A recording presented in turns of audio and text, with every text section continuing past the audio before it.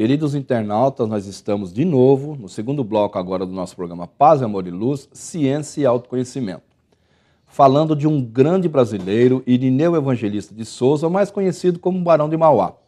E muito cedo, realmente ele começou aí a ter um desenvolvimento como empresário visionário. Então está aí, a logomarca, o brasão, que foi criado aí para toda a estrutura que ele tinha na época e que foi sendo criada através de muito trabalho. Então ele foi visualizando, ele estava no Rio de Janeiro, naquela época 1840, 1850, então está aí a cidade do Rio de Janeiro, foi crescendo e ele foi introduzindo uma infraestrutura que hoje realmente é uma infraestrutura gigantesca dentro do país. Imagine aí você ter uma estrutura dos bondes na época do Rio de Janeiro. E depois isso foi se desdobrando para todos os estados, tá? Então hoje nós temos aí metrô, nós temos aí inclusive projeto de trem-bala para se fazer Rio-São Paulo, mas o grande projeto dele foi a construção das ferrovias. Um país desse tamanho, um país continental realmente, iniciou através do trabalho dele, da construção de ferrovias. Num primeiro momento ligando o Rio de Janeiro a Petrópolis, onde inclusive também a família real tinha lá a sua casa de campo, e isso foi realmente se desdobrando para o país todo. Infelizmente depois isso foi praticamente tudo desintegrado, porque hoje nós não temos praticamente ferrovia no nosso país. Temos ferrovias aí que estão na mão de alguns grupos para transportar aí minério e algumas coisas, mas a ferrovia na época servia para também transportar passageiros. Então está aí algumas imagens, antigas ainda, branco e preto, desse grande ser, porque a Inglaterra já estava avançada nessa área industrial. Então está aí uma das locomotivas que foi desenvolvida por ele, e isso deu um impulso muito grande na época, que inclusive a época era muito desenvolvida através da cultivo do café, começou a ajudar também os grandes barões do café a levarem a sua produção para os portos, Porto do Rio de Janeiro, em especial Porto de São Paulo. Então isso começou a criar o quê? A um desenvolvimento no país. Tal qual como o Juscelino Kubitschek colocou a capital lá no centro do país e desenvolveu todo o país, através do trabalho do grande Barão de Mauá, o país saiu daquela fase de colônia, e está aí. Através, principalmente da rede ferroviária, que foi criada, depois veio a ser a rede ferroviária. Então, algumas companhias americanas também vieram para o Brasil, e o Brasil começou a sair daquele cenário de colônia, e começou a acompanhar o desenvolvimento europeu. Por quê? Porque aí foram criados bancos, está aí, banco, inclusive ele reativou o Banco do Brasil, tá? Que o Banco do Brasil passou períodos também turbulentos, reativou. Imagine só, gente, esse homem, aí com toda a rede ferroviária, com rede de bonde, ele inclusive também criou um sistema de iluminação a gás na cidade do Rio de Janeiro. Isso foi sendo desdobrado para os outros estados, Criou a comunicação da Europa para o Brasil através de um cabo marítimo. Então isso foi fazendo que ele se tornasse muito mais impressionante na área empresarial do que o próprio imperador Dom Pedro II. Tá? E isso gerou realmente muito ciúme. Por quê? Inclusive, no terceiro bloco nós vamos falar sobre isso. Existe um filme que conta essa história, Mauá, o imperador e o rei. O imperador Dom Pedro e Mauá era considerado como se fosse um rei, porque ele tinha realmente toda essa infraestrutura, cada dia mais se desenvolvendo e cada dia mais levando o país para um desenvolvimento impressionante.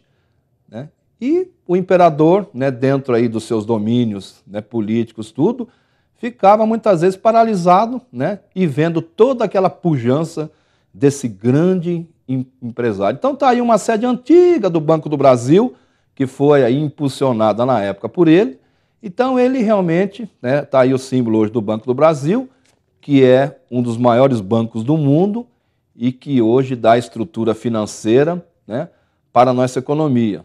O mundo passou por uma série de situações aí, né, de crise e tudo, mas o sistema brasileiro, ele realmente é um sistema brasileiro sólido, né, e administrado por muitos bancos aí, que tem realmente uma estrutura sólida, o que muitas vezes a gente não vê pelo mundo.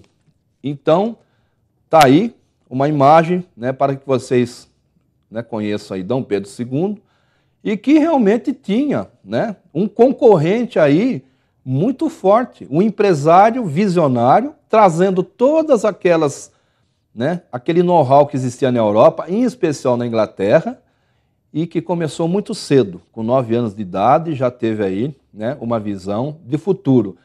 E começou a ser um empresário que hoje a gente chama aí multinacional, foi para o Uruguai, chegou aí até a Argentina.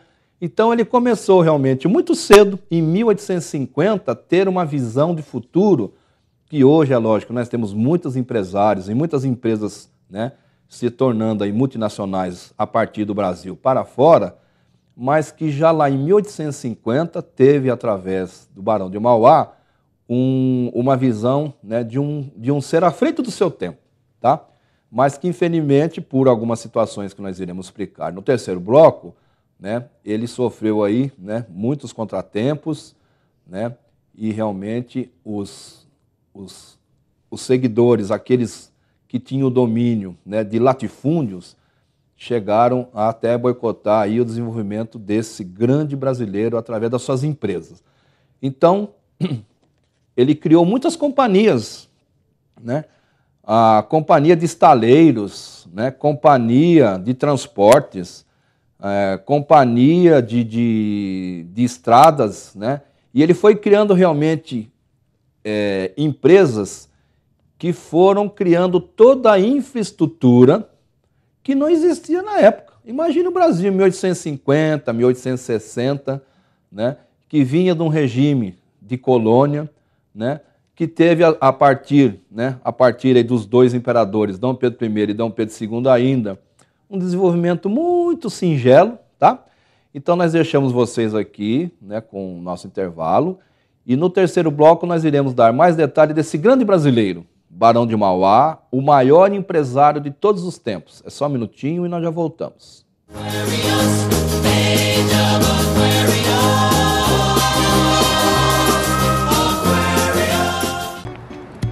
Meu nome é Valdemar Dias e eu já fui mesário.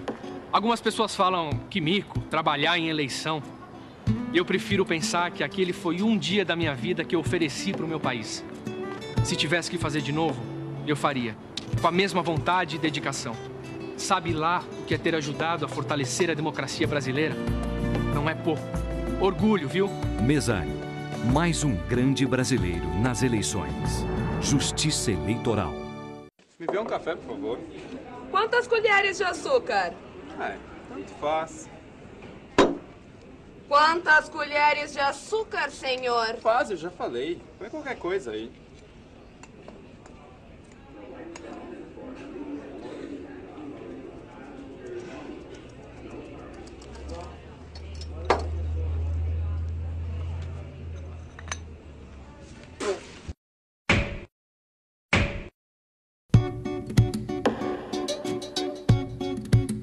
Eleitor brasileiro, se você mudou para outro país e ainda não transferiu o seu título, procure o consulado ou a embaixada e peça transferência.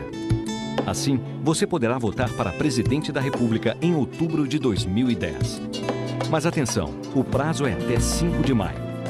Só assim, você vai poder participar da maior festa democrática da nossa história. Justiça Eleitoral. Sabia que em algumas cidades o eleitor vai usar as impressões digitais para votar em 2010? Legal! Será que vai ser assim na minha cidade também? Olha, precisa ver. Tem que fazer o recadastramento, senão, sem voto. E como eu faço? É muito simples. Procura um cartório eleitoral ou olha no site do TSE. Olha, não vai deixar de votar, hein? Não, lógico que não. Imagina, eu vou deixar de votar. Eu acho bom. Recadastramento biométrico. Cada vez mais, o poder está na mão do eleitor. Justiça Eleitoral.